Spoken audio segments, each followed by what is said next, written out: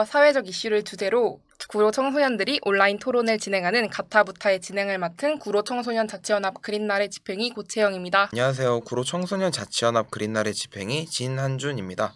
그리고 오늘 토론의 중심을 잡아주실 전문가 패널을 모셨습니다. 선생님 소개 부탁드리겠습니다. 네, 안녕하세요. 시립아청소년 성문화센터의 조민정입니다. 함께하게 돼서 반갑고 영광이에요. 모두 반갑습니다. 그럼 바로 오늘의 주제를 알아볼까요? 오늘 토론할 주제는 청소년 성문화입니다. 이 주제는 청소년인 우리한테 엄청 가까우면서도 사실 괜히 거리감이 느껴지기도 해요. 한마디로 정의하기가 좀 어려운 느낌? 저 같은 경우에는 청소년 성문화라는 말을 들으면 말 그대로 청소년들만의 문화라는 생각이 들어요. 선생님이나 가족들은 관심 있어 하지만 그 부분에 대해서 적극적으로 참여하려고 하시지는 않고 청소년들 사이에서도 각자의 이해도가 다 다르기 때문에 성에 대해 생각하는 게 천차만별이고요. 단순히 섹스나 이성의 관계만으로도 생각하는 친구가 있는가 하면 성평등이나 젠더에 관심 있는 친구들도 있거든요. 저는 청소년 성문화는 청소년 성문화라고는 하지만 막상 그 테두리에 있는 청소년들이 아직은 성문화에 대해 논할 수 있는 수준이 안 되어 있지 않나 싶어요. 성문화라는 게 뭘까? 있기는 할까? 라는 생각도 들고요. 평소에 저희가 쉽게 쓰는 말 중에 성적인 뜻이 많은데 사실 그 의미를 잘 알고 쓰는 친구들은 거의 없거든요.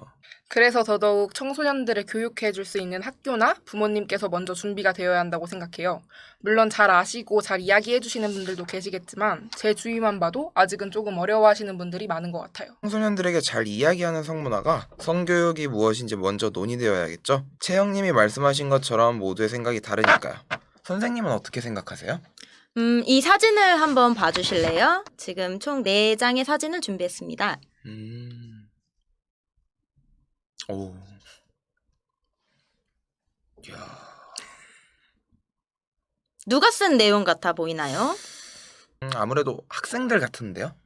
빨간색이랑 초록색은 남자 청소년이 쓴 것 같아요. 저는 글씨체로 본다면은 좀 예. 반듯반듯한 글씨체가 아무래도 여학생들이 많이 썼지 않을까.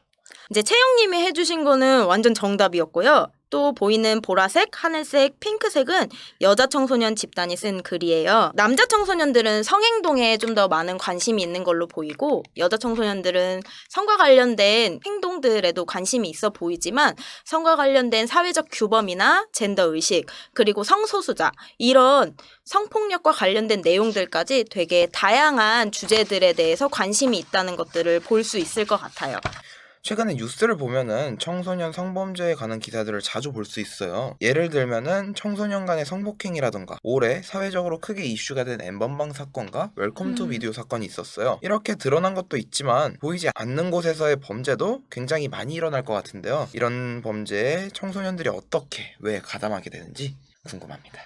텔레그램 엠번방 사건이요. 이제 10대 청소년들이 가피해에 유독 몰려있다라는 거를 우리가 다 같이 확인할 수 있었던 사안이었던 것 같아요. 2019년 여성가족부에서 발표한 이제 성폭력 안전 실태 조사에 따르면 성과 관련된 피해자들이 정신적 후유증을 어느 쪽에서 보이느냐라는 걸 확인할 수 있었는데요. 성추행보다 불법 촬영물이 앞섰다고 해요.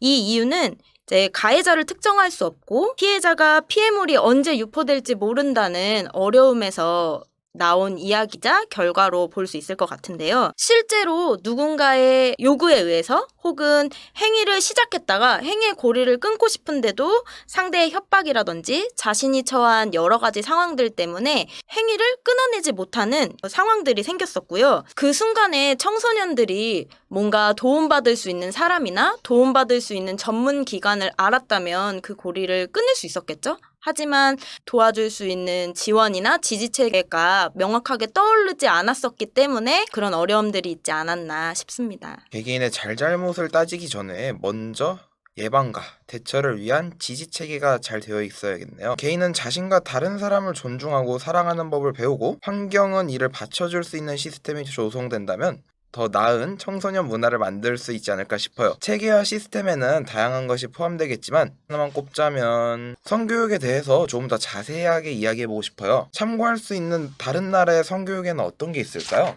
자료 화면이 나가고 있을 텐데요. 스웨덴은 세계 최초로 1897년에 성교육을 시작했고 1956년에 성교육을 공교육 과정에 도입 의무화한 나라입니다. 핀란드 내용을 좀 볼까요?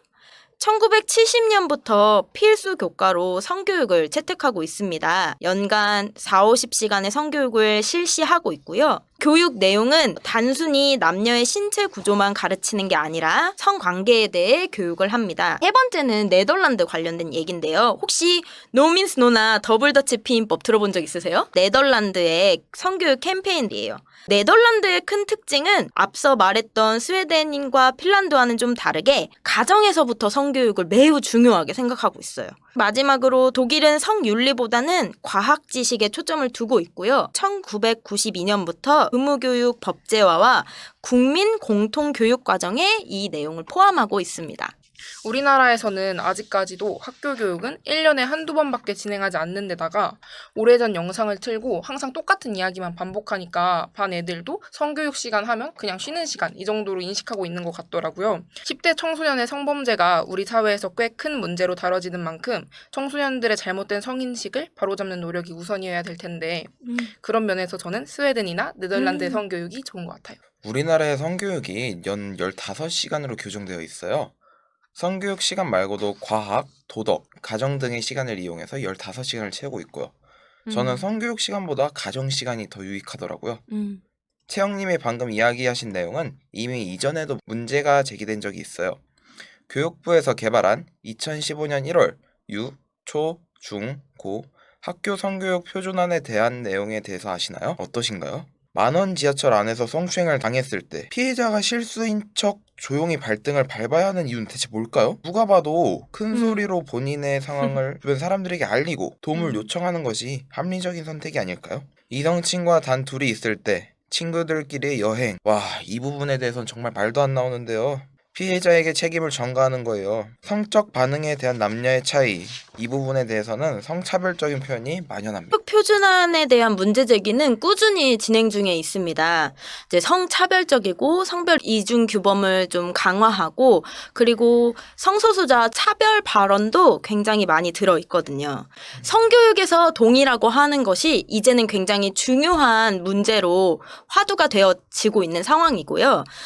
특히나 강요에 의한 동의와 본인이 자유의사에 의해서 말하는 동의, 이걸 구별할 수 있도록 구체적인 사례나 사안들을 통해서 우리는 배울 수 있어야 해요. 자신의 성적 자기결정 능력이라고 하는 것들을 우리는 향상시킬 필요가 있고 성교육에서 자신의 성적 권리를 이해하는 것, 그리고 타인의 성적 자기결정권, 그리고 성적 권리를 동일한 선상에서 두고 보는 것. 그 안에서 혹시나 위계나 권력이 작동하지 않았는지를 면밀하게 살펴볼 수 있어야 해요. 그런 성교육이 우리한테는 필요하고 실질적인 성교육이다라고 말하고 있는 거죠. 그러니까 선생님의 말씀은 청소년이 성적 주체로서 본인의 성적 권리를 직접 수호하고 타인의 권리 또한 보장해줄 수 있게 하기 위한 교육을 실시해야 한다는 거잖아요. 네, 맞습니다. 저도 그 말에 완전 동의하거든요. 특히 학교가 제일 많이 노력해야 된다고 생각하거든요.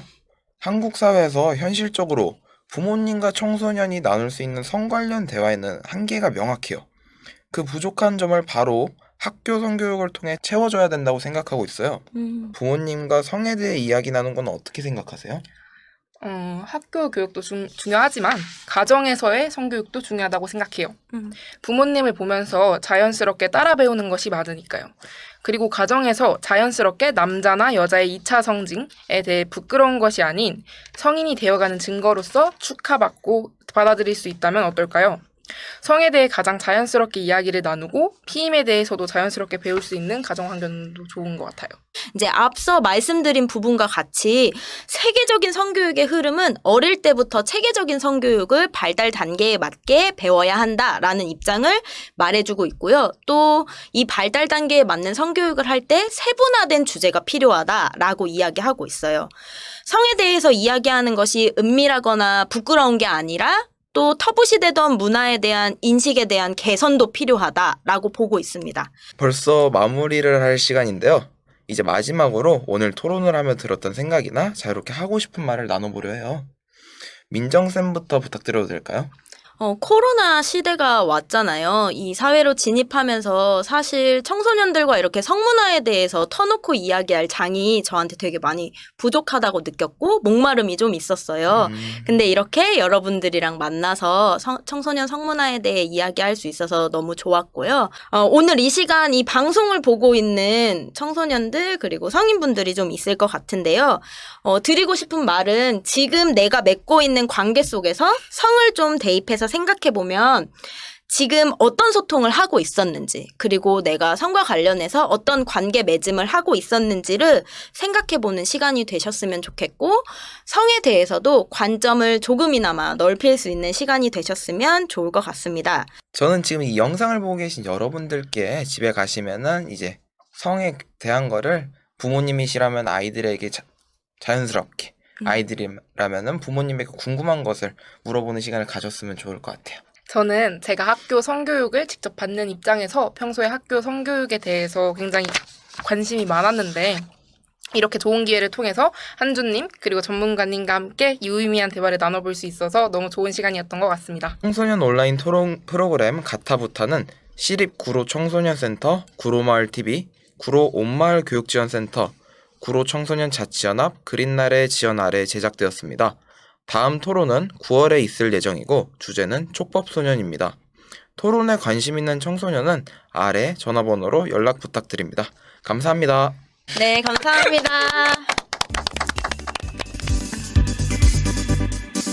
구독, 좋아요, 알림 설정 부탁드립니다.